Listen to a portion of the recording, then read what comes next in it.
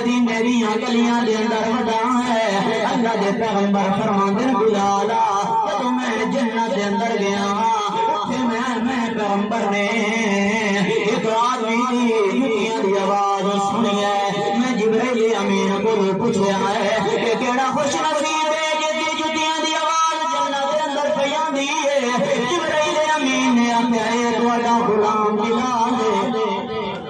جیڑا مکہ تے مدینہ دیاں گلیاں دے اندر ٹردا ودا ہے اج جتیاں دی آواز جنت دے اندر پیاندی ہے اللہ دے پیغمبر نے جدوں مکہ فتح کیتا ہے اللہ دے پاک پیغمبر نے حضرت بلال نو آکھیا ہے کہ بلال آج میرا دل کریندا ہے کہ بیت اللہ دی چھت تے چڑھ کے اذان پڑھ